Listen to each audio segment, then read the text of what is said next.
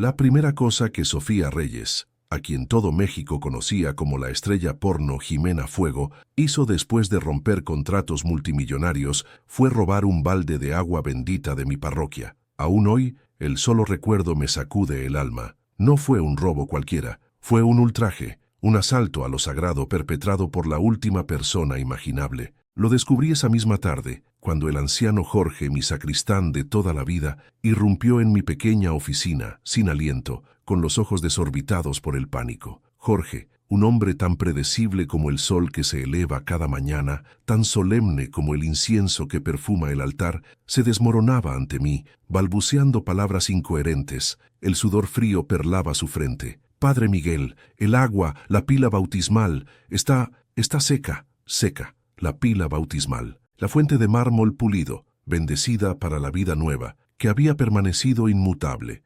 rebosante y luminosa durante décadas en el atrio de Nuestra Señora del Perpetuo Socorro. Jamás, en mis 40 años de sacerdocio, ni en los 60 de Jorge en esta parroquia, habíamos visto su interior sino cubierto por las suaves ondas del agua sagrada. El terror en la voz de Jorge era contagioso, irracional. Me levanté de golpe, derribando mi silla con estrépito. El evangelio que leía cayó al suelo, abierto, ignorado. Mis pensamientos se agolpaban. ¿Un acto de vandalismo? ¿Una broma de mal gusto? Pero la seriedad en el rostro arrugado de Jorge desmentía cualquier tontería juvenil. Su mano temblaba, señalando hacia el altar mayor, hacia el lugar de la ofensa. Mis pasos fueron rápidos, casi un trote. El corazón me martilleaba en el pecho. Al cruzar la nave central, la luz tenue de la tarde se filtraba por los vitrales, proyectando sombras alargadas que danzaban como espectros. El silencio de la iglesia, que normalmente me brindaba paz, ahora se sentía ominoso, pesado, y allí estaba, la pila bautismal, majestuosa en su posición pero vacía, desoladoramente vacía. La superficie interior de mármol, oscura y fría, brillaba tenuemente bajo la escasa luz, desnuda, despojada. No había rastro de goteo, ni charco en el suelo, solo el vacío de un espacio que debía contener vida. Era como ver un corazón arrancado de un cuerpo. «Se la llevaron, padre, toda, hasta la última gota», susurró Jorge, su voz apenas audible. ¿Quién haría algo así? ¿Y con qué propósito? La pregunta se clavó en mi mente. ¿Quién? ¿Y por qué? Una sensación de ultraje espiritual me envolvió. Era más que un simple robo, era una profanación silenciosa, audaz. Mientras intentábamos digerir la impensable desaparición del agua sagrada, el mundo exterior estallaba con un ruido atronador. Horas después, la televisión en la sacristía, encendida para el noticiero vespertino, como era costumbre de Jorge, comenzó a vomitar la noticia, el escándalo, los titulares rojos, los comentaristas histéricos, las imágenes de archivo parpadeando en la pantalla. Jimena Fuego, la actriz, la estrella porno más famosa de México, Sofía Reyes, la mujer detrás del nombre, había desaparecido, así sin más. Roto todos los contratos multimillonarios, blindados con cláusulas de hierro, de esos que hacen temblar a los imperios legales. La productora más poderosa del país, en un frenesí de rabia y confusión. Su productor, un hombre de reputación temible, Ricardo Vargas, con un rostro lívido, juraba en televisión que la destruiría, que la perseguiría hasta el último rincón de la tierra, que le quitaría hasta el aire que respiraba. La imagen de Jimena, con su sonrisa desafiante y su mirada seductora, se repetía una y otra vez, intercalada con las amenazas de Vargas y las especulaciones de los periodistas. Yo, padre Miguel, un simple sacerdote al que las estrellas del espectáculo le resultaban tan ajenas como las constelaciones lejanas,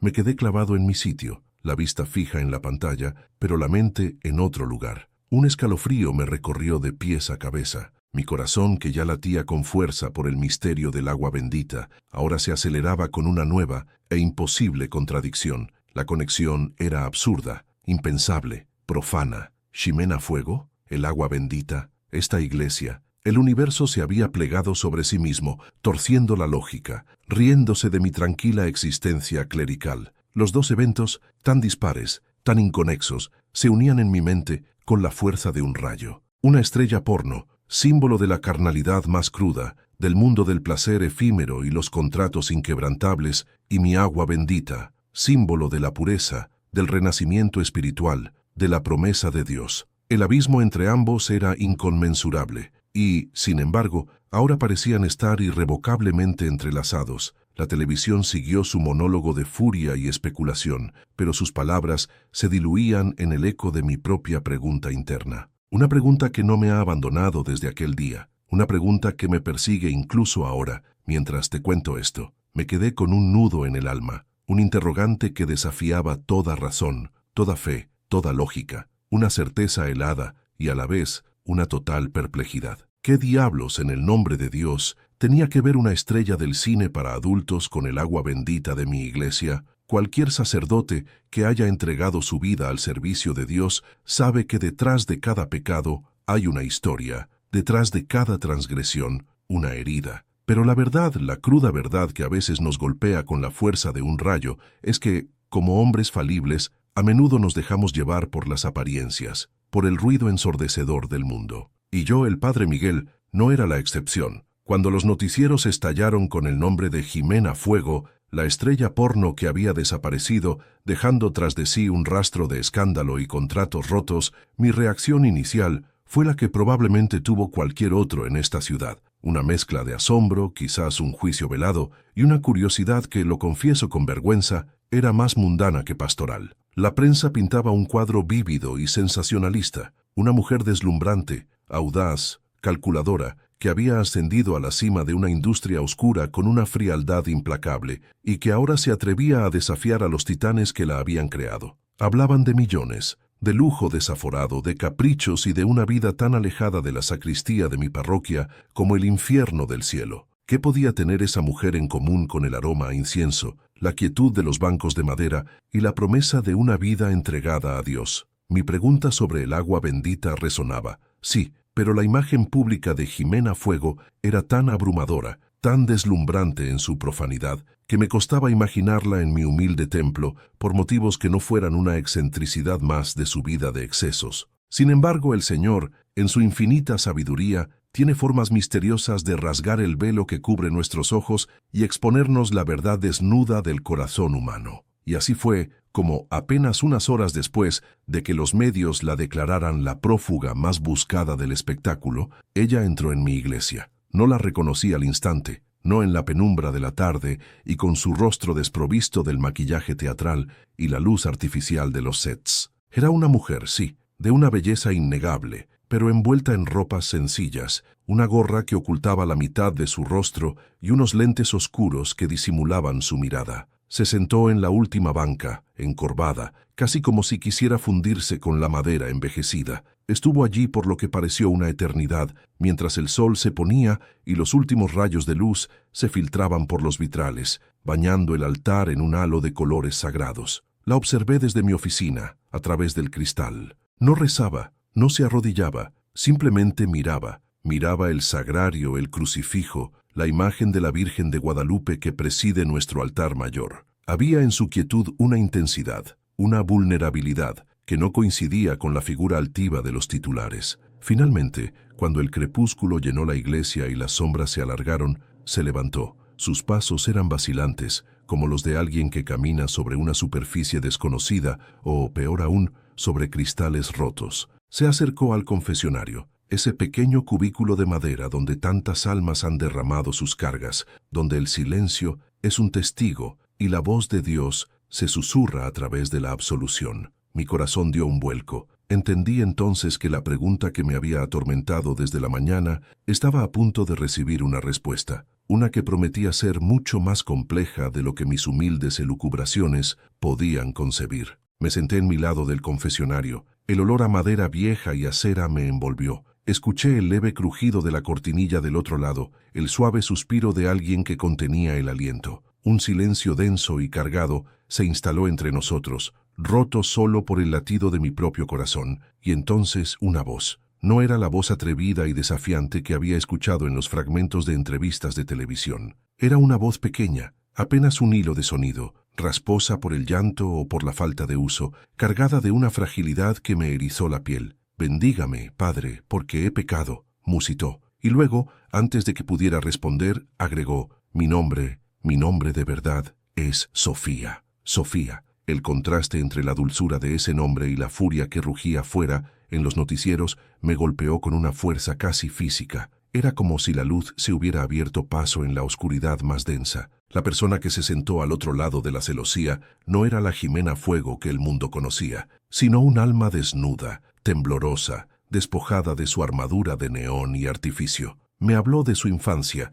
y mientras lo hacía, el confesionario pareció transformarse en un portal a otro tiempo, a otro México. No era la Ciudad de México vibrante y ruidosa, sino un pequeño pueblo en los altos de Jalisco, donde el tiempo corre al ritmo de las campanas de la iglesia y el aroma a tortilla recién hecha se mezcla con el de la tierra mojada. Me describió una casa modesta, llena de la luz cálida del sol y del amor incondicional de su abuela, una mujer de fe sencilla y profunda, cuyas manos, callosas por el trabajo, acariciaban con una ternura infinita. Ella me enseñó a rezar el rosario, padre, dijo Sofía, su voz apenas audible. Tenía uno de cuentas de madera, gastado por el uso, y cada tarde, sin falta, nos arrodillábamos juntas. El Padre Nuestro, el Ave María, eran el aire que respirábamos. Ella me decía que la Virgen nunca nos abandona, que siempre nos toma de la mano, especialmente cuando tropezamos. Guardaba aún aquel rosario, un relicario de un pasado que parecía haber sido arrancado de raíz de su vida actual.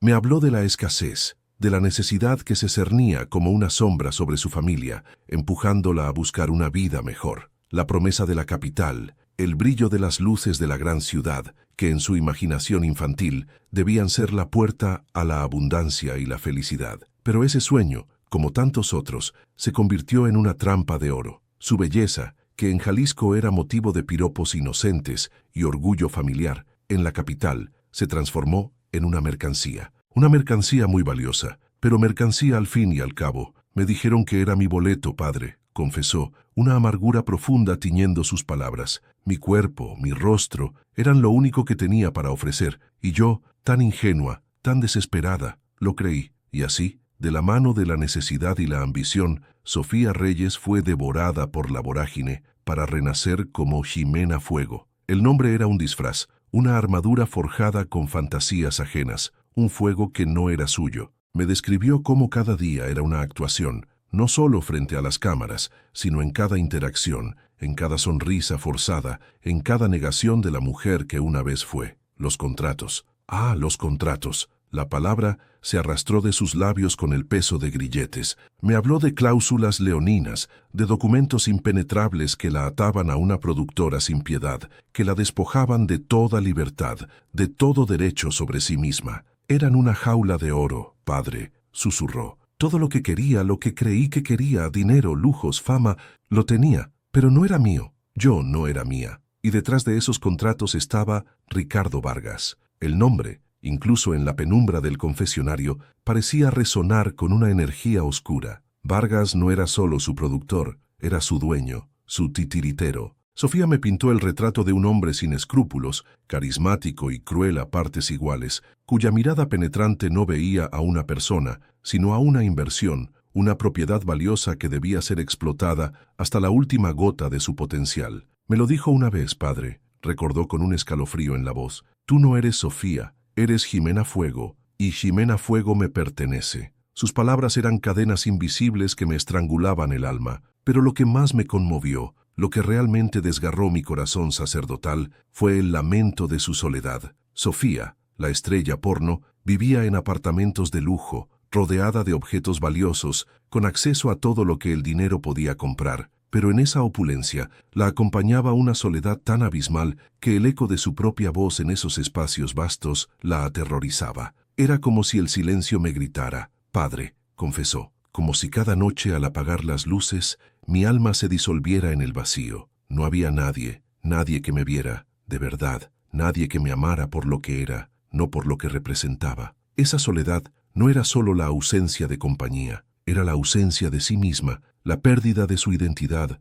de su fe, de su esencia. La mujer de Jalisco, con su abuela y su rosario de madera, se había desdibujado hasta casi desaparecer bajo la brillante, pero fría, máscara de Jimena Fuego. Cada día era una nueva representación, una mentira que vivía, y esa mentira la estaba consumiendo desde adentro. La risa de las fiestas era hueca, los aplausos vacíos, el lujo una decoración que no podía llenar el agujero negro de su espíritu. Escuchando su relato, el nudo en mi alma que me había dejado la pregunta sobre el agua bendita no se deshizo, sino que se transformó. Ya no era un interrogante frío y lógico, sino una punzada de profunda compasión. Comprendí que detrás de la imagen pública, del escándalo y del juicio superficial del mundo, había un alma herida, perdida en un laberinto de dolor y desesperación. Un alma que, quizás sin saberlo del todo, estaba clamando por un rescate. Las cadenas de los contratos eran reales, sí, pero las cadenas de la soledad y la alienación eran infinitamente más pesadas.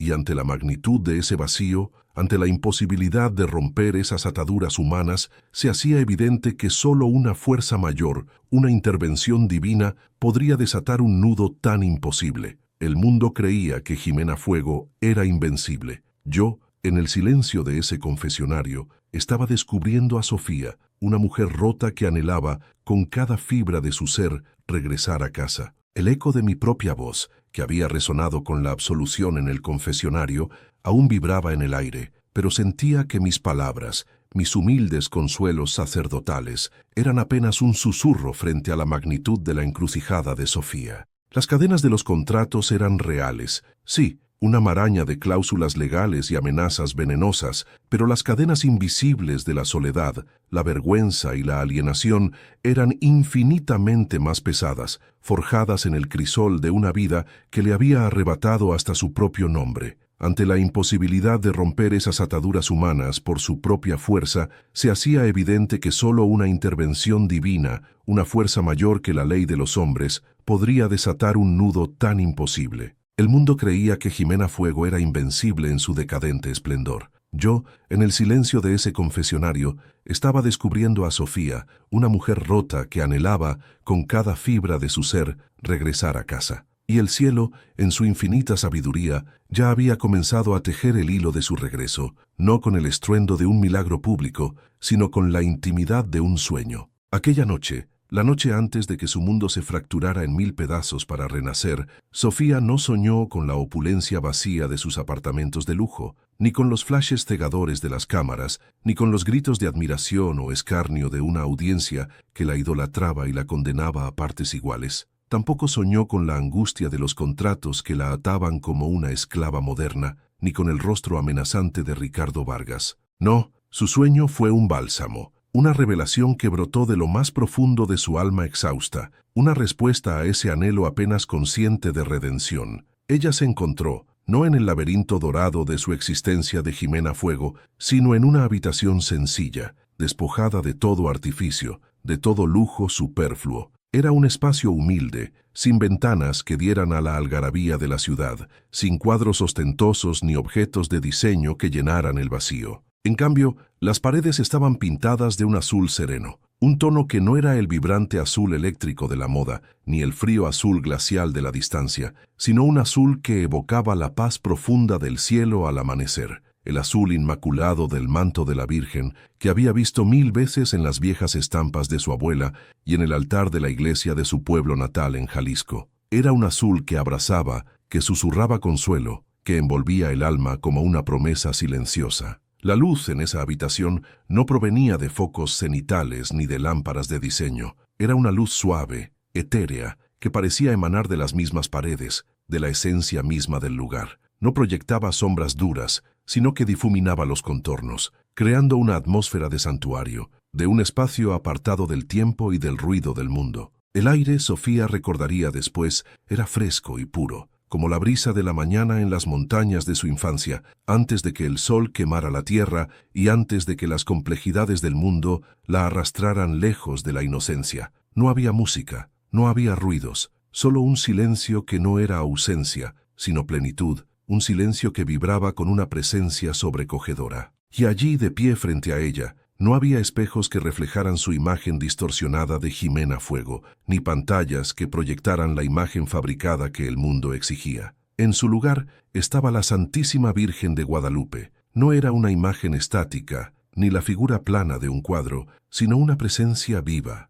luminosa, que irradiaba una paz y una ternura que Sofía jamás había sentido, ni siquiera en los escasos momentos de afecto genuino de su niñez. La Virgen no llevaba joyas, ni coronas de oro que ostentaran poder mundano. Su vestimenta era la misma que en la tilma de Juan Diego, el manto azul estrellado, la túnica rosada, las manos juntas en oración y la luna bajo sus pies. Pero en este sueño, cada detalle cobraba vida, una profundidad que trascendía la tela y la pintura. Los destellos de las estrellas en su manto parecían palpitar con luz propia, y el delicado bordado de su túnica brillaba con una dignidad sencilla, inmaculada. Lo que más impactó a Sofía, lo que la dejó sin aliento en la quietud de su sueño, fue la mirada de la Virgen. No había juicio en sus ojos, no había reproche, ni siquiera la tristeza que Sofía esperaba ver en el rostro de una Madre Celestial al contemplar a una de sus hijas tan perdida. Era una mirada de amor incondicional,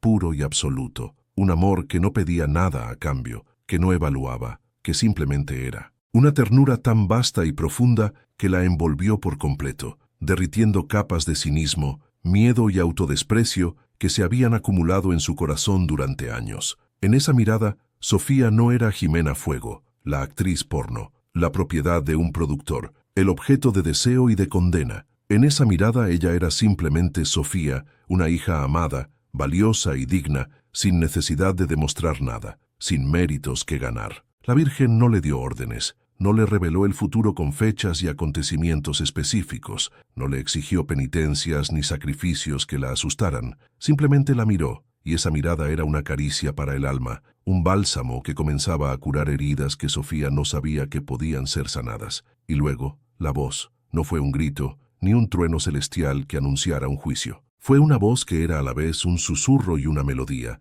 suave como el roce de seda, pero resonante como la nota más pura de una campana de cristal. Era una voz que no podía ser ignorada, que vibraba en cada célula de su ser, una voz que no venía de fuera, sino que parecía nacer en lo más profundo de su propia alma. Y esa voz pronunció una sola frase, una frase que se grabaría en su memoria con la fuerza de un mantra, con la verdad irrefutable de una revelación. Hija mía, tu alma vale más que todos los contratos del mundo. Ven a casa. Cada palabra era un bálsamo, una liberación. Hija mía. La primera vez que alguien se había dirigido a ella con una ternura tan directa, tan personal, tan maternal, sin un ulterior motivo, sin una demanda oculta. No era Jimena la marca, no era Sofía la desilusionada, era hija mía, un reconocimiento de su esencia, de su pertenencia a una familia divina, a un amor que la había creado y que jamás la había abandonado, incluso cuando ella se había alejado tanto. Tu alma vale más. Este era el golpe de gracia, la verdad que desmoronaba el andamiaje de su vida entera. Ella había creído, o al menos había vivido como si creyera, que su valor residía en su cuerpo, en su imagen, en su capacidad para generar riqueza para otros. Había vendido su tiempo, su privacidad, su intimidad, convencida de que su alma, si es que aún existía, era una moneda de cambio gastada y sin valor. Pero la Virgen le revelaba que su valor era intrínseco, inalienable, eterno. No dependía de la mirada de los hombres, ni de los ceros en una cuenta bancaria, ni de las cláusulas de un contrato. Era un valor inherente a su ser, a su alma inmortal, que todos los contratos del mundo. Esto era literal. La Virgen estaba hablando directamente de las cadenas que la oprimían, de los papeles sellados y las firmas que la tenían atrapada. No había necesidad de luchar contra ellos, de descifrarlos o de buscar lagunas legales. Había una autoridad superior que declaraba esos contratos, por muy férreos que parecieran en el mundo terrenal, como insignificantes frente al valor de un alma. Era una declaración de soberanía divina sobre las leyes humanas, sobre el poder de los hombres que se creían dueños de otras vidas. Era una promesa de que esos nudos imposibles podían ser desatados por una mano celestial. Ven a casa. No era una orden, sino una invitación amorosa. Ven a casa. Significaba que tenía un hogar al que regresar, un lugar seguro donde la esperaban. No un refugio físico, sino un santuario espiritual, un retorno a la inocencia perdida, a la fe de su abuela, a la paz de Dios. Significaba que no estaba condenada a vagar eternamente en el desierto de su soledad. Había una puerta, una salida, un camino de regreso, un lugar donde su alma podría descansar, ser sanada y finalmente ser ella misma de nuevo. Sofía no pudo responder en el sueño. Solo sintió una inundación de emociones tan poderosa que la desbordó, una mezcla de asombro, de alivio, de una vergüenza que se disolvía al instante en la luz de la misericordia y de una gratitud tan profunda que le oprimía el pecho. Las lágrimas comenzaron a rodar por sus mejillas incluso en el sueño, lágrimas que eran a la vez de dolor por lo vivido y de esperanza por lo que podría ser. Y así, Sofía despertó. Despertó bañada en lágrimas, sí, como en el sueño. Pero no eran lágrimas de tristeza, ni de desesperación, ni de la melancolía que solía acompañar sus despertares solitarios en el lujo gélido de su apartamento. Eran lágrimas de un alivio tan profundo que parecía limpiar cada rincón de su ser, un alivio que disolvía años de angustia contenida. Eran lágrimas de una certeza inquebrantable, una certeza que nunca antes había experimentado, la certeza de que no estaba sola, la certeza de que era amada. La certeza de que había una salida, incluso cuando la lógica humana gritaba que no la había. El peso de su existencia, que la había oprimido durante tanto tiempo, se había levantado, como si una mano invisible hubiera retirado una losa de su corazón. El miedo a Ricardo Vargas, a la ruina, a la vergüenza pública, no había desaparecido del todo, pero se había encogido, empequeñecido frente a la magnitud del amor y la verdad que acababa de recibir. Miró alrededor de su dormitorio lujoso, con sus muebles caros y su arte contemporáneo, y lo vio con ojos nuevos. Lo que antes había sido su jaula de oro, ahora parecía transparente. Y de repente, con una claridad deslumbrante que cortaba a través del velo de su desesperación, lo vio. La jaula tenía una puerta. No era una puerta física que la llevara a la calle, era una puerta espiritual, una revelación que había abierto una grieta en los muros de su prisión interior. La puerta no estaba forjada de acero y candados, sino de fe, de esperanza y de la promesa de un amor incondicional. No sabía cómo cruzarla, no sabía a dónde la llevaría, pero sabía, con cada fibra de su ser recién liberado, que tenía que intentarlo. Esta era la primera fase del milagro, me diría Sofía en la intimidad del confesionario.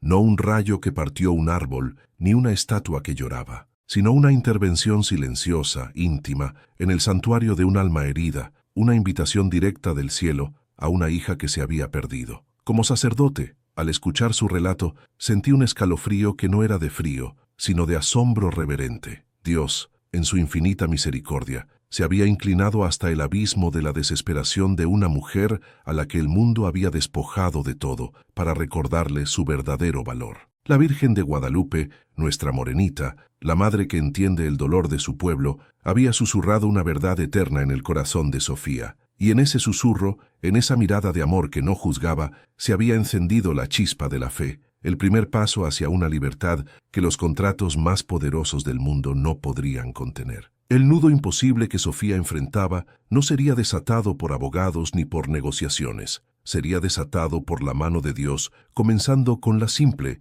pero poderosa, verdad que había resonado en un sueño azul. Hija mía, tu alma vale más que todos los contratos del mundo. Ven a casa. Y Sofía, con lágrimas de gratitud aún frescas en sus mejillas, se levantaría para comenzar el camino. Y Sofía, con lágrimas de gratitud aún frescas en sus mejillas, se levantaría para comenzar el camino. El sol, intruso y brillante, se filtró por las rendijas de las persianas de su lujoso departamento aquella mañana, pero no encontró la misma Sofía que se había acostado la noche anterior. Había un brillo nuevo en sus ojos, no el lustre artificial de las cámaras o el destello de una ambición vacía, sino una luz tenue, casi imperceptible, como la primera chispa de una vela encendida en la oscuridad. Las lágrimas de la noche se habían secado, dejando tras de sí no un rastro de sal y amargura, sino la extraña sensación de una limpieza profunda, de un peso inmemorial que se había desprendido de su alma. La habitación azul del sueño se había desvanecido, pero la ternura de la mirada de la Virgen de Guadalupe y el eco de sus palabras, «Hija mía, tu alma vale más que todos los contratos del mundo. Ven a casa», resonaban aún en cada fibra de su ser, con una claridad que superaba cualquier sonido de la realidad. Se levantó con una lentitud inusual, no por cansancio, sino como quien emerge de un trance, sus movimientos deliberados, cargados de una nueva conciencia. Miró su reflejo en el espejo y por primera vez en años no vio a Jimena Fuego, la mujer que el mundo había moldeado a su antojo, sino un atisbo de Sofía, la niña de Jalisco, envuelta en una vulnerabilidad que ahora paradójicamente, se sentía como una fortaleza. Era como si la promesa de la Virgen hubiera obrado un milagro preliminar en su interior, la había devuelto a sí misma. El teléfono, un objeto que usualmente resonaba con exigencias y plazos, se encontraba ahora como un portal a un abismo. Sabía lo que tenía que hacer,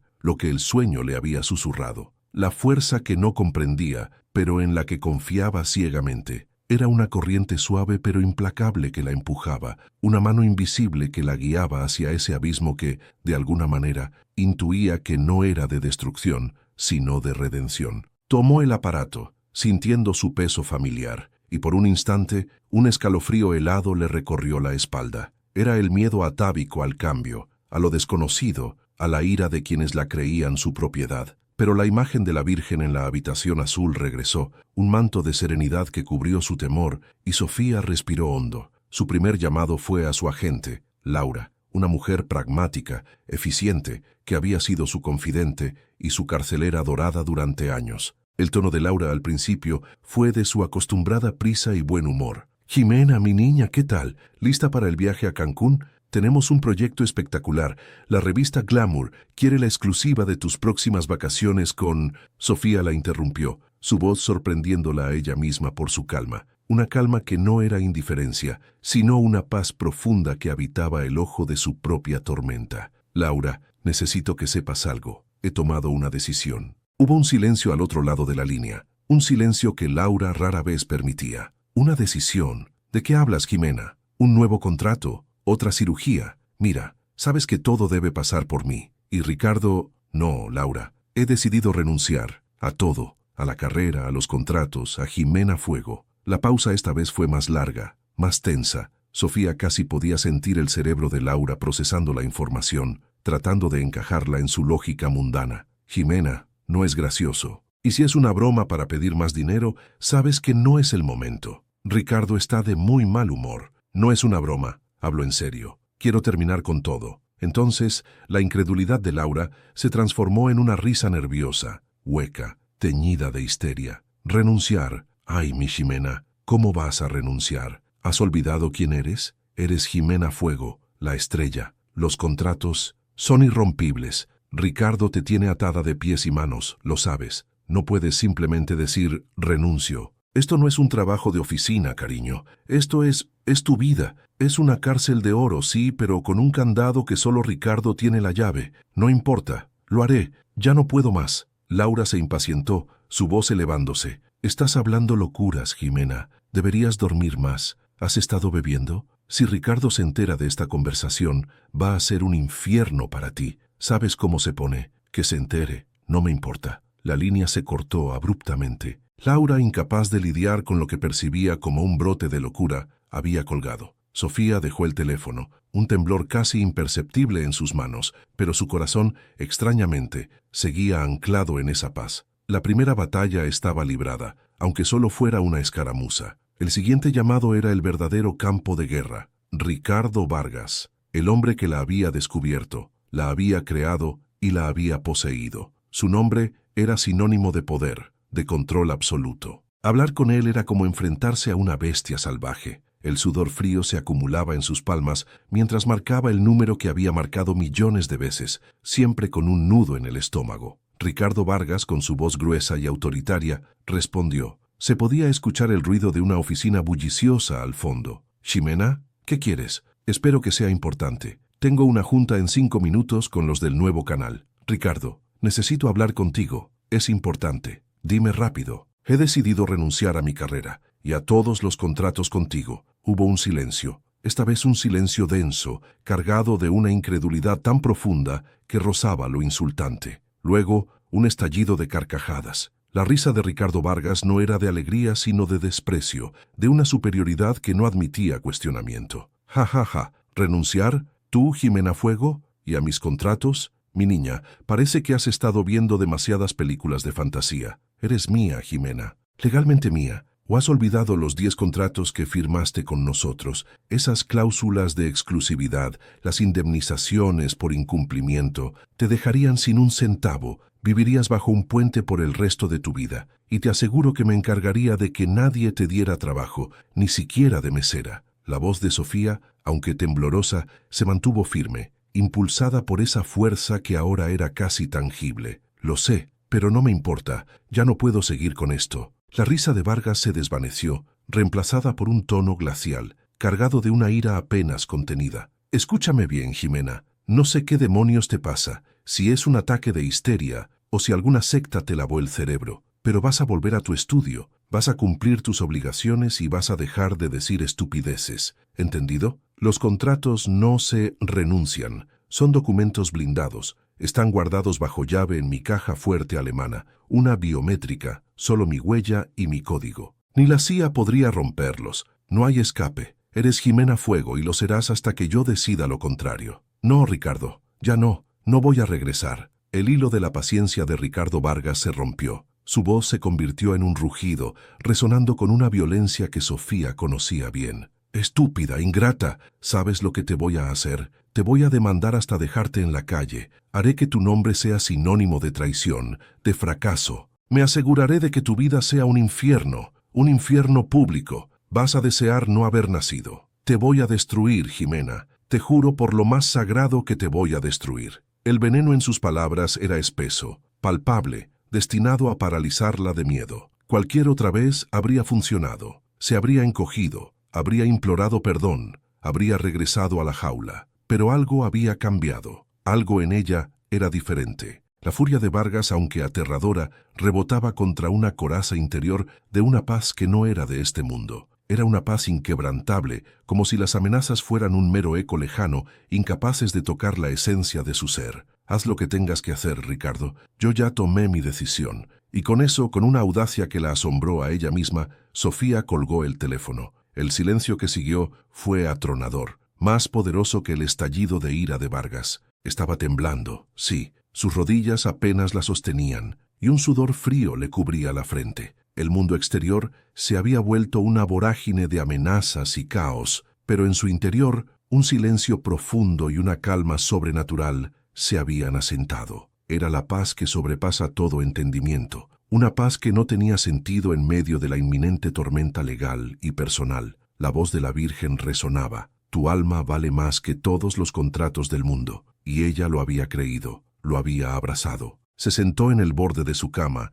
sintiendo el vacío que dejaban las llamadas, la ausencia de las cadenas que la habían atado por tanto tiempo. La jaula estaba abierta. Pero ¿qué significaba la libertad cuando uno no sabía a dónde ir ni cómo volar? El miedo, a pesar de la paz, seguía siendo una sombra persistente. Había quemado sus naves, sí, pero ahora estaba a la deriva en un océano inmenso e incierto. Fue entonces cuando la necesidad imperiosa de buscar un lugar sagrado la asaltó. No era una idea racional, no era algo que hubiera planeado, era un impulso primal, casi instintivo, como el de un animal herido que busca refugio. Su mente no pensó en abogados, ni en huir, ni en el qué dirán. Su alma, sin una guía clara, buscó a Dios, a la madre que le había hablado. Buscó un templo, un santuario, un lugar donde la voz del mundo no pudiera alcanzarla, donde la furia de Ricardo Vargas fuera silenciada por la presencia de lo divino. Se puso la ropa más sencilla que encontró, unos jeans y una blusa blanca, muy diferente de las prendas llamativas de Jimena Fuego. Se ató el cabello en una cola de caballo, intentando pasar desapercibida, intentando ser solo Sofía. Salió de su lujoso edificio de Santa Fe, un laberinto de cristal y acero que ahora se sentía más frío y ajeno que nunca. El aire de la Ciudad de México, pesado y vibrante, la envolvió. Caminó sin rumbo fijo al principio, dejando que sus pies la llevaran, como si una brújula espiritual se hubiera activado en su interior, apuntando hacia un norte que aún no comprendía. Recorrió calles concurridas, entre el bullicio de los vendedores ambulantes, los claxones de los coches y las conversaciones dispersas. El rostro de Jimena Fuego era reconocible en cualquier parte, en cada portada de revista, en cada anuncio. Pero ahora, mezclada con la multitud, con la cabeza baja, sentía una extraña y liberadora invisibilidad. Nadie la reconocía como la estrella porno, solo era una mujer más, con su propio nudo de angustia y esperanza. El camino, largo y agotador para su estado emocional, la llevó a través de barrios que apenas conocía, lejos del oropel y la superficialidad. Recordó la iglesia de su pueblo en Jalisco, pequeña, humilde, pero llena de una fe sincera, donde el olor a incienso se mezclaba con el de las flores frescas. Esa imagen ese anhelo de sencillez y de sacralidad la guiaba. Y entonces, a lo lejos, entre la maraña de edificios y el tráfico, una silueta familiar comenzó a emerger. No era un edificio moderno ni ostentoso. Era una construcción antigua, con muros de piedra desgastada por el tiempo, un campanario modesto y un portón de madera que parecía haber resistido siglos de tormentas y oraciones. Era una iglesia, una parroquia de barrio, con su cruz en lo alto y una pátina de historia y fe que se sentía palpable. Era mi parroquia, Nuestra Señora del Perpetuo Socorro. La vi entrar. Recuerdo perfectamente ese día. No sabía quién era entonces, no la reconocía bajo esa apariencia sencilla y ese rostro pálido y demacrado. Solo vi a una mujer joven, con una urgencia silenciosa en sus ojos, que buscaba algo que no se encontraba en el mundo exterior. Sus pasos eran vacilantes, como los de quien se adentra en un territorio desconocido pero extrañamente familiar. Se sentó en la última banca, la más discreta, la que ofrece cierto anonimato en la vastedad de la nave central. No encendió una vela, no rezó con voz audible, simplemente se quedó allí inmóvil mirando el altar, con la mirada perdida en la imagen de la Virgen de Guadalupe, esa misma morenita que le había hablado en sueños. Permaneció así por más de una hora, absorbida por el silencio sagrado, por la quietud que sanaba las heridas del alma. Parecía una náufraga que acababa de tocar tierra firme, exhausta, pero con la esperanza de una nueva vida encendida en su corazón. Y yo, que la observaba desde la sacristía, percibí el peso de un alma que buscaba refugio, sin saber la magnitud de la historia que estaba a punto de desvelarse entre esos viejos muros. La vi sentada en la última banca, un diminuto punto de sombra en la vastedad luminosa de la nave central, y el corazón se me encogió. La luz de la tarde, que se filtraba a través de los vitrales centenarios de mi parroquia, pintaba el aire de oro y añil, danzando sobre el polvo suspendido y revelando la historia silenciosa de fe y desamparo que estas paredes habían presenciado. Ella, con su cabello oscuro que caía como una cascada sobre los hombros, con su postura encorvada, parecía más una figura esculpida por el dolor que la vibrante estrella que yo había visto en las revistas. Era Ximena Fuego, sí, pero despojada de todo artificio, de toda armadura de neón y glamour. Era solo Sofía, una hija de Dios buscando un puerto en la tempestad. Me quedé en la sacristía, observándola a través de la rendija de la puerta entreabierta, permitiéndole su espacio, su momento de comunión silenciosa con la casa del Señor. Era un don que pocos se daban a sí mismos en la vorágine de la Ciudad de México, el de la quietud. Su mirada, fija en el altar mayor, en la imagen serena de la Santísima Virgen de Guadalupe, me decía más que 1000 palabras. No era una mirada de devoción fervorosa, al menos no aún, sino de reconocimiento, de búsqueda, quizás de una tenue esperanza. Había algo en su quietud que me recordaba a la postura de un ciervo herido que ha encontrado un manantial oculto en el bosque, bebiendo no solo para saciar la sed física, sino para curar una sed más profunda del alma. Más de una hora transcurrió. El sol comenzó su descenso y las sombras se alargaron envolviendo la iglesia en una penumbra dorada. El silencio se hizo más denso, cargado de oraciones no dichas, de suspiros reprimidos, de la presencia palpable de lo divino. Mi mente, con la sabiduría que solo los años de servicio sacerdotal pueden otorgar, intuía la batalla que se libraba dentro de ella. Conocía el peso del mundo, la fuerza de las cadenas invisibles que atan a las almas y la inmensa valentía que se requiere para siquiera considerar el primer paso hacia la libertad. Pensé en la parábola del hijo pródigo, en el camino de regreso, que a menudo es más arduo y solitario que el de la partida, y recé en silencio para que la mano de Dios, o al menos la de su madre, se extendiera hacia ella en ese momento crucial. Finalmente, su cuerpo se movió. Fue un movimiento lento, casi imperceptible al principio, como si cada fibra de su ser se resistiera y a la vez se rindiera a una fuerza mayor. Se levantó de la banca y sus pasos resonaron con una extraña mezcla de decisión y vacilación sobre las losas frías. Se acercó al confesionario, ese pequeño cubículo de madera oscura que ha sido testigo de tantas lágrimas, tantos arrepentimientos, tantas esperanzas renovadas a lo largo de los siglos. Mi propio corazón se aceleró, no por expectación, sino por la profunda reverencia que siento ante el misterio de cada alma que se acerca a este sacramento. La vi detenerse frente a la cortina de terciopelo que separaba el mundo exterior del santuario de la conciencia. Sus dedos se demoraron un instante sobre la tela, como si dudara, como si la tela misma fuera un umbral a otro universo. Luego, con un suspiro apenas audible, la apartó y se deslizó dentro, desapareciendo de mi vista. El sonido de la pequeña puerta al cerrarse fue un eco en el silencio, un sello sobre la intimidad que estaba a punto de desplegarse. Poco después, oí el leve crujido de la rejilla de madera que se abría en mi lado del confesionario. Me senté, mi mano se posó instintivamente sobre mi estola violeta, símbolo de la penitencia y la esperanza. El aire dentro del cubículo era denso, impregnado del olor a madera vieja, a incienso rancio y a la indefinible fragancia del arrepentimiento humano. La oscuridad era casi total, apenas rota por una tenue luz que se colaba por una rendija en el techo, haciendo brillar los motas de polvo en el aire. Respiré hondo, preparándome para escuchar, para ser el instrumento de la misericordia divina. Hubo un largo silencio al principio, un silencio tan cargado que casi podía saborearlo. Podía sentir su presencia al otro lado de la rejilla, su respiración irregular, el temblor que, imaginaba, recorría su cuerpo. A veces los silencios son más elocuentes que cualquier palabra, y este era uno de ellos. Era el silencio de un alma exhausta, de un corazón abrumado, de una vida entera que pugnaba por ser contada. No la presioné. Le di el tiempo que necesitaba, sabiendo que el primer paso, el de hablar, es a menudo el más difícil. Finalmente, una voz tenue, apenas un susurro que luchaba por abrirse paso a través de la oscuridad y el miedo, llegó a mis oídos. Era una voz quebrada, muy diferente a la voz confiada y seductora que había escuchado en la televisión. «Padre», comenzó, y luego se detuvo. Un sollozo reprimido. «Padre, no sé por dónde empezar. No sé si tengo derecho a estar aquí». Mi respuesta fue automática, nacida de décadas de experiencia y una fe inquebrantable en la gracia de Dios. «Hija mía, todos tenemos derecho a estar aquí. Este es el lugar donde el amor de Dios no tiene límites, donde se cura todo lo que está roto.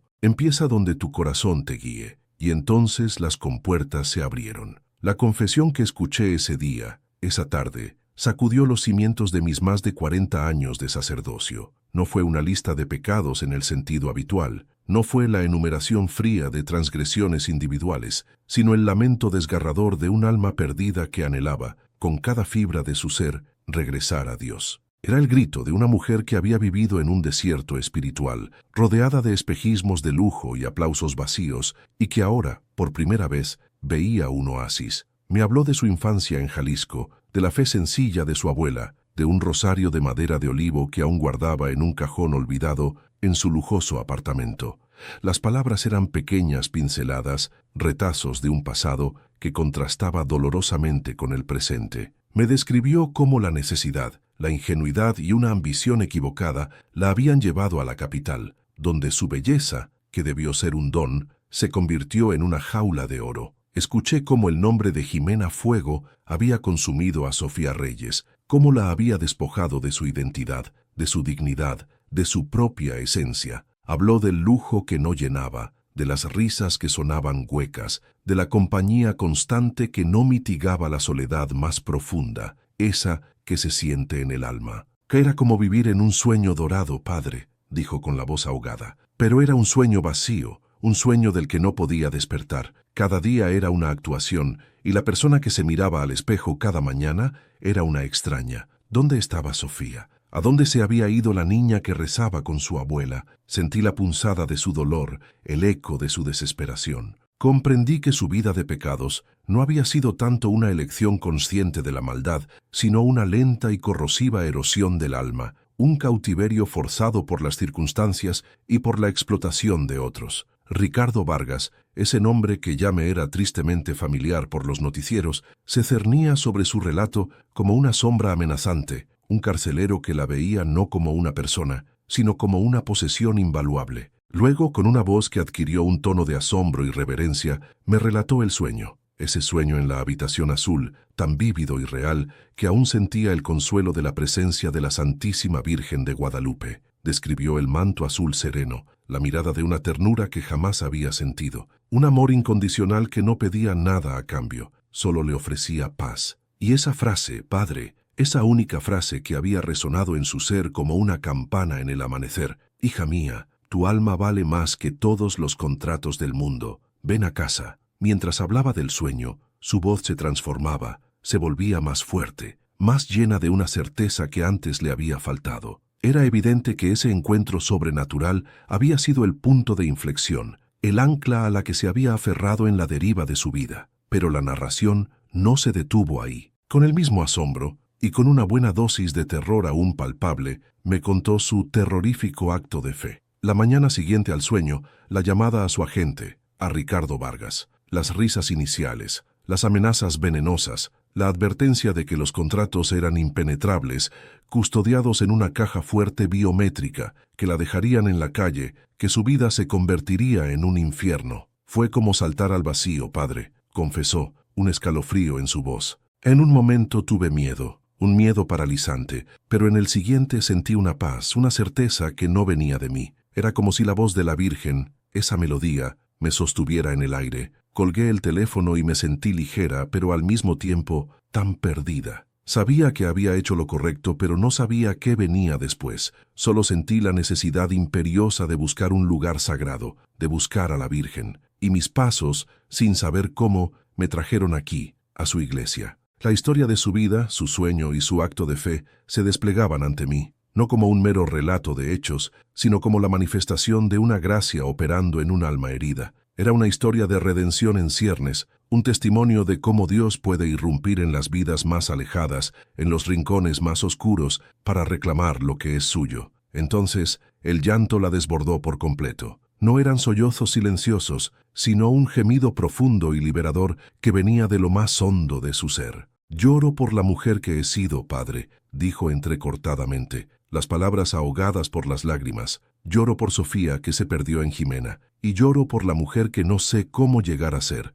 Estoy vacía, padre, me he despojado de todo, pero no sé cómo llenar este vacío, cómo reconstruirme». Escucharla llorar así, con esa desesperanza mezclada con una tenue chispa de esperanza, me partió el alma. Eran lágrimas de arrepentimiento, sí, pero también de liberación, de una catarsis largamente postergada. Eran el llanto de un alma que se despojaba de años de dolor, de vergüenza y de una soledad tan profunda que solo Dios podía comprenderla. En ese momento, mis palabras humanas se sintieron insuficientes. ¿Qué consuelo podía ofrecer un simple sacerdote ante la magnitud de su encrucijada? No era una cuestión de consejos prácticos para su futuro legal o financiero, sino una crisis del espíritu que demandaba una intervención divina. Le di la absolución, pronunciando las palabras sagradas con toda la fe y la unción que pude convocar, sintiendo cómo la gracia de Dios fluía a través de mí, lavando los pecados de esa alma contrita. Pero sabía que la absolución era solo el principio. Era la limpieza, el borrón y cuenta nueva, pero no el mapa para el camino que tenía por delante. Sus miedos eran reales, las amenazas de Vargas no eran un juego. ¿Cómo enfrentaría el mundo una mujer que lo había abandonado todo por un acto de fe, por un sueño? «Hija mía», le dije, mi voz suave pero firme, proyectada con la autoridad que me confiere mi sacerdocio, pero envuelta en la compasión que me dicta mi corazón. «Tu alma ha sido purificada, los pecados han sido perdonados. Ahora la tarea es reconstruir, es volver a casa de verdad, y no estás sola en este camino. Te digo esto con la certeza de quien ha visto obrar a la gracia de Dios una y otra vez. Rézale a la Madre, aférrate a la mano de la Madre de Dios, la Santísima Virgen de Guadalupe, esa misma morenita que te habló en sueños». Hice una pausa, dejando que mis palabras calaran hondo en su corazón. Ella no abandona a sus hijos, Sofía, jamás. Y menos aún a aquellos que el mundo ha lastimado más, a aquellos que, como tú, se atreven a dejarlo todo por un amor que apenas comienzan a entender. Ella te guiará. Confía en ella. Rezar no es solo pedir, es también abrir el corazón, escuchar y dejar que la gracia actúe donde nuestras propias fuerzas no alcanzan. El silencio regresó al confesionario, esta vez diferente. No era el silencio de la angustia, sino el de la reflexión, el de la aceptación. Escuché un suspiro más tranquilo, una respiración más pausada. Sentí que, aunque mis palabras fueran insuficientes para describir la magnitud del camino que le esperaba, habían sido el bálsamo necesario para un alma herida. La semilla de la esperanza había sido plantada en un terreno que, aunque árido, comenzaba a reverdecer.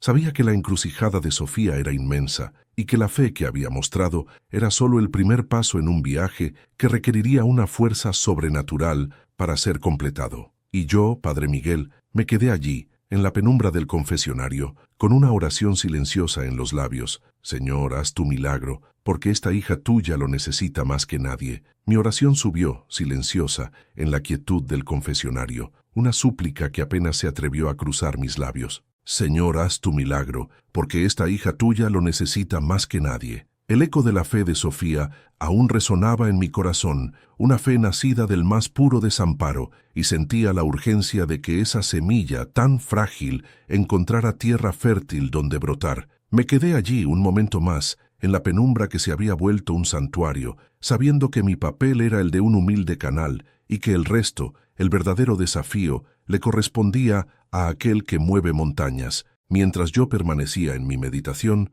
Sofía, a unas bancas de distancia, había vuelto a arrodillarse frente al altar. Su figura, antes tensa y llena de una belleza casi agresiva, se había ablandado. La luz de los vitrales, filtrándose a través de los siglos, caía sobre ella como un manto de colores, envolviendo su delgado cuerpo en una quietud que contrastaba con el torbellino de su vida exterior. Sus manos, que habían conocido el tacto del lujo y la falsedad, ahora estaban unidas en una plegaria genuina, sus ojos fijos en la imagen de Nuestra Señora del Perpetuo Socorro. No sé cuánto tiempo estuvo allí, pero la vi orar con la devoción de una niña, redescubriendo el consuelo de su madre. Cada fibra de su ser anhelaba un borrón y cuenta nueva, una liberación de las cadenas invisibles que la ataban. Su espíritu, despojado de toda máscara, clamaba por el imposible. Pero mientras en los muros sagrados de Nuestra Señora del Perpetuo Socorro la paz comenzaba a anidar en un alma, a kilómetros de distancia, en el frío mármol y acero de un rascacielos en Santa Fe, la furia de Ricardo Vargas ardía con una intensidad devoradora. Su lujosa oficina, diseñada para proyectar poder absoluto, se había vuelto un horno de su propia indignación. La noticia de la renuncia de Jimena Fuego, el descaro, la insolencia de su propiedad al intentar desafiarlo, lo había empujado a un estado de rabia que pocos se atrevían a presenciar. Para Ricardo, Sofía no era una persona, sino una inversión, un activo invaluable que había traído millones a su emporio. Verla amenazar su imperio, su control férreo sobre su vida, era un anátema. «¡Que preparen la demanda más brutal que se haya visto!», gritó a su asistente, su voz resonando en las impecables paredes de su despacho. «Quiero que la aplasten hasta que no le quede nada, que se arrepienta de haber nacido el día en que pensó que podía burlarse de mí». Su plan era claro, despiadado, una demanda multimillonaria que la dejaría sin un centavo, desacreditada, humillada públicamente. Quería hacer de su ejemplo una lección para cualquiera que osara desafiarlo. Para poner en marcha su maquinaria legal, necesitaba los documentos originales, el cimiento inquebrantable de su poder, los contratos que Sofía Reyes había firmado bajo el nombre de Jimena Fuego. Con pasos firmes, impregnados de la confianza de quien posee el control absoluto, Ricardo se dirigió a la pieza central de su seguridad, una imponente caja fuerte alemana incrustada en la pared detrás de un cuadro abstracto. Era una fortaleza tecnológica, equipada con reconocimiento biométrico y un código secreto, un símbolo de la impenetrabilidad de sus operaciones. Con un movimiento familiar y arrogante, apoyó su pulgar en el escáner. Un pitido suave y el clic mecánico de los pestillos que cedían se escucharon en el silencio de la oficina. La puerta de acero se abrió con un leve susurro, revelando el interior ordenado y oscuro, donde reposaban los secretos más valiosos de su imperio. De la bóveda, extrajo una elegante carpeta de cuero color coñac, cuyo peso y tacto le eran sumamente familiares. Era la custodia de su dominio, el testamento tangible de su propiedad sobre la estrella. La puso con un golpe seco sobre la superficie lisa de su escritorio de ébano, un gesto de autoridad final. Abrió la carpeta. Sus dedos se deslizaron sobre el cuero pulido y con una sonrisa sardónica de anticipación, listo para regodearse en el poder de las palabras que aplastarían a Sofía, desdobló el primer juego de hojas. Y entonces el tiempo pareció detenerse. Su sonrisa se congeló en un rictus de incredulidad.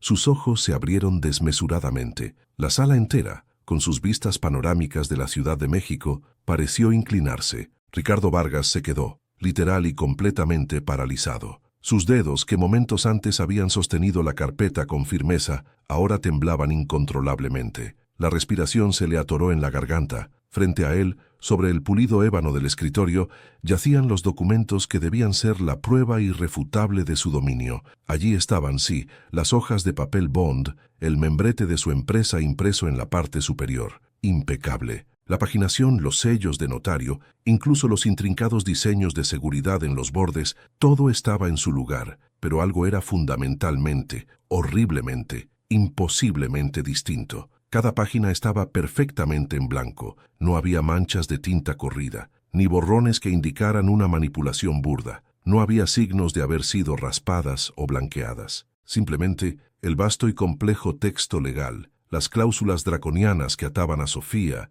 los detalles de sus obligaciones, las multas por incumplimiento y, lo más importante, las firmas en el pie de cada página, la suya y la de ella, habían desaparecido por completo. Era como si la impresora jamás hubiera depositado una sola gota de tinta sobre el papel. Era una blancura inmaculada, una virginidad imposible que desafiaba toda lógica, toda física, toda ley conocida. Ricardo, con las manos temblorosas, levantó la primera hoja, la giró, la examinó a la luz, buscando una trampa, un truco invisible. Nada. La sentía. El gramaje del papel era el correcto, el membrete visible, pero el contenido se había desvanecido en la nada. Pasó a la segunda página, luego a la tercera y a la cuarta. El patrón se repetía sin falta. Cada una de las decenas de hojas que componían los contratos originales era un lienzo vacío, una burla silente a su omnipotencia. El yugo legal que había creído impenetrable, la jaula de papel que había diseñado con tanta astucia, se había evaporado, no con un estallido, sino con una silenciosa y perfecta desaparición. Era como si el papel hubiera olvidado lo que alguna vez contuvo, regresando a su estado primordial, puro y sin historia. Mi mente, anciana y quizás demasiado habituada a los misterios de la fe, aún no sabía lo que Ricardo Vargas había presenciado. Pero mientras él se enfrentaba a lo incomprensible, yo, Padre Miguel, sentía una extraña serenidad. Sabía que Sofía había puesto su alma en las manos de Dios y que la fe, por pequeña que fuera, podía mover montañas. ¿Podría también, me preguntaba, borrar palabras? En mi vida sacerdotal había sido testigo de transformaciones del corazón, de conversiones que parecían imposibles, pero el mundo material, el del papel y la tinta, ese parecía estar regido por leyes más inflexibles. Sin embargo, ¿acaso no nos enseña la Escritura que para Dios todo es posible? La mano de Dios, mis queridos hermanos, no siempre se manifiesta con estruendo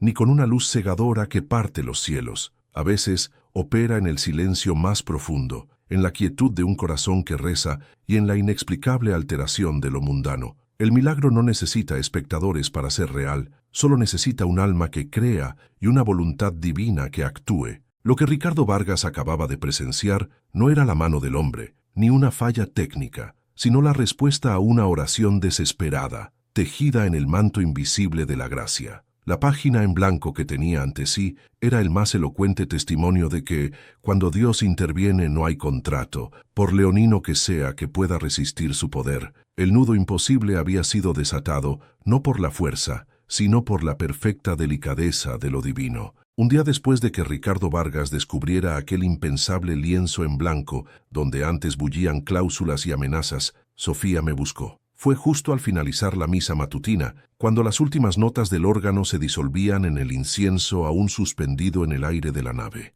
La vi de pie en la entrada, tan pálida que pensé que se desvanecería. Sus manos temblaban, apretando un pañuelo de lino contra su boca, y sus ojos, antes tan brillantes con esa mezcla de desafío y tristeza, ahora reflejaban una estupefacción que rozaba el terror. «Padre Miguel», me dijo con voz apenas audible, apenas un suspiro que el viento matinal casi se llevó. «Necesito hablar con usted, ahora». La guié a mi pequeña oficina contigua a la sacristía, un espacio austero, donde el único lujo era el Cristo de madera tallada que presidía el escritorio. La invité a sentarse. Le ofrecí un vaso de agua que apenas pudo sostener. Su respiración era superficial y errática, como la de alguien que acaba de escapar de un peligro inminente y aún no cree estar a salvo. Yo, por mi parte, sentí una punzada de ansiedad que, debo admitir, pocas veces me invade. Algo trascendente había ocurrido. Lo sabía en lo profundo de mi alma, en ese lugar donde la fe se encuentra con la intuición.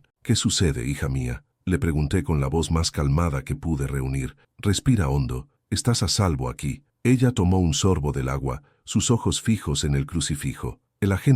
Mi exagente me llamó esta mañana. Comenzó, cada palabra un esfuerzo. Estaba frenético, padre. Dijo que los contratos, mis contratos, los originales, que son ahora papel inútil. Hizo una pausa, como si la frase misma fuera demasiado extraña para sus oídos. Dijo que Vargas está al borde de la locura, que la tinta, que todo desapareció, que me acusa de sabotaje, pero que es algo tecnológicamente imposible. Dijo que nunca vio algo así, que no hay huellas, ni borrones, ni forma de saber cómo pasó. Mis queridos hermanos, en ese momento un escalofrío recorrió mi espalda, pero no de miedo, sino de una profunda, inefable reverencia. Sabía lo que ella me estaba diciendo. Mi mente voló de inmediato a las palabras de ayer, a la página en blanco que Ricardo Vargas había encontrado. La mano de Dios, el nudo imposible. ¿Y tú, Sofía?, le inquirí suavemente. Tú sabes cómo pasó, ¿no es así? Ella levantó sus ojos, llenos de lágrimas que ahora rodaban sin control por sus mejillas.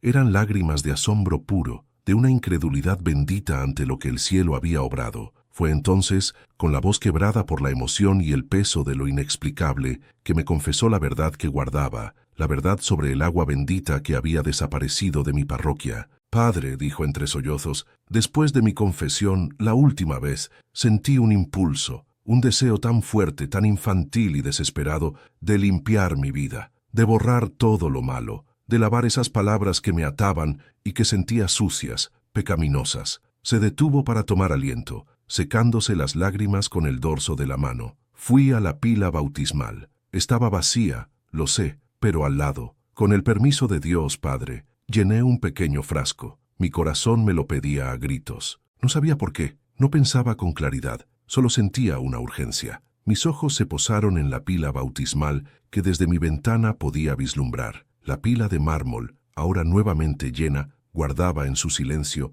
el secreto de una oración desesperada. Cuando llegué a mi casa, continuó Sofía, con una cadencia más calmada pero aún marcada por el asombro, saqué las copias de los contratos, esos papeles que me parecían mi condena, mi jaula sin salida, y me senté. Saqué el rosario de mi abuela, el mismo que le mostré a usted, y comencé a rezar, un Ave María tras otro, y mientras rezaba, con el corazón apretado de súplica y la fe más pequeña del mundo, Padre, fui salpicando las páginas con el agua bendita. Su mirada se perdió en algún punto más allá de la pared, reviviendo el momento. Rogaba a la Santísima Virgen, le pedía que lavara esas palabras sucias de mi existencia. Le pedía que me liberara, que me ayudara a empezar de nuevo, que me diera una oportunidad. No sabía, no podía imaginar que mi oración, ese humilde gesto, ese acto de fe casi ridículo a mis propios ojos, estaba siendo respondido de una manera tan literal, tan imposible, Padre. El silencio se cernió sobre la pequeña oficina, pesado y sagrado. Era el silencio que sigue a la revelación de lo divino, el asombro ante la irrupción de la eternidad en el tiempo. Allí estaba frente a mí la prueba palpable de que la oración de un alma, por quebrantada que estuviera, podía mover montañas, o en este caso, borrar tinta. En ese mismo instante, añadió Sofía, su voz ahora un susurro reverente, mientras yo salpicaba mis copias con el agua a kilómetros de distancia, en la oficina de Vargas, los originales se volvían blancos. Todo se borró, Padre, como si nunca hubieran existido. Ella me escuchó, la Virgen me escuchó, mis ojos se empañaron. No eran lágrimas de tristeza, sino de la más profunda gratitud y confirmación de la fe. ¡Qué maravilloso es nuestro Dios! ¡Qué inmensa es la misericordia de la Madre! Sofía había actuado por un impulso puro, por una fe sencilla, casi infantil, pero profunda. No buscaba un truco legal, no ideaba un plan humano, solo clamaba a Dios con lo único que tenía, un rosario y un poco de agua bendita, símbolos de una fe que,